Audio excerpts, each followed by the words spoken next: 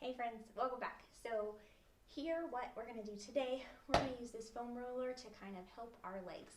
Sometimes we get super tight and sometimes we have some little popping sensations in our hips when we're doing activity. I know I do, and this is something I have to do quite often to be able to relieve that. So we can do foam rolling and we can also do some strengthening. Today we're just going to kind of focus on foam rolling, and then next time we will go through some strengthening exercises for our hips. So grab a foam roller and let's get to work. We're going to start with our hip flexors, and then we're going to hit our the side of our hip with our TFL, which runs down into our IT band. So when we do talk about the IT band, we can't really stretch that out. We can't strengthen it. It's a band. It's not a muscle. So we're going to hit the TFL, tensor fasciae lata muscle, and so we will hit that up here, and then we're going to shift more towards the back, hit our glute med, glute max, and piriformis kind of go together, and then we will hit our hip adductors on the inside of our leg and our hamstrings on the back. So be ready, let's go. I'm just going to run through a couple little places for you. So we're going to start with our foam roller turned sideways, and we're going to hit right underneath the front of our hip bone, and just down a little bit, we're going to hit our iliopsoas. And so you are going onto your hip. Turn us this one. And you have to position your legs properly to be able to roll.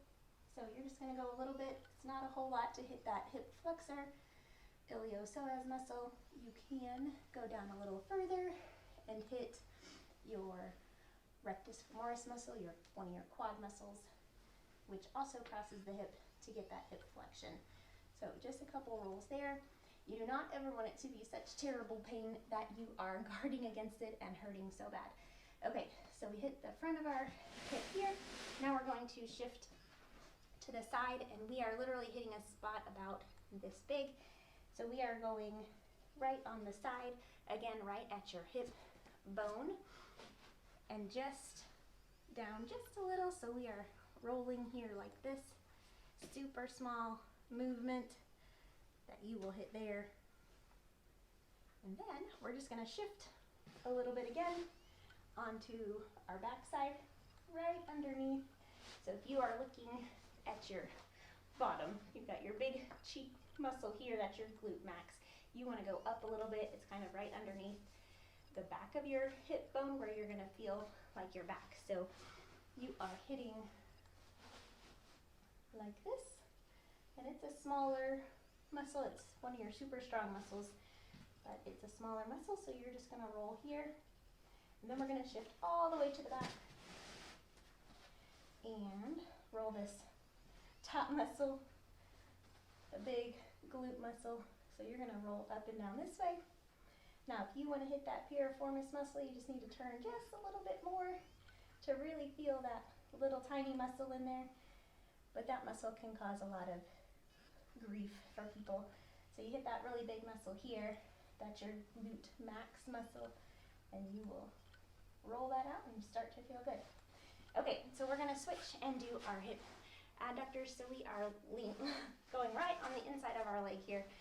This one is a little awkward looking, so if you're in public, you might feel awkward, but that's okay. People have to do what they have to do. So you are rolling in and out. You want to go down towards your knee, all the way up to your groin. So you are hitting way up in here. You want to be as relaxed as possible. So again, don't make it hurt to where you are flinching, grimacing. So if you need to ease up, just kind of come up onto your hands, maybe put your other knee down. So you're still rolling and getting that release in there, but you're not putting as much pressure through it. So you can go all the way down to your knee and all the way up. Most of the time when you're kneading it, you're going to need it a little bit higher towards the groin.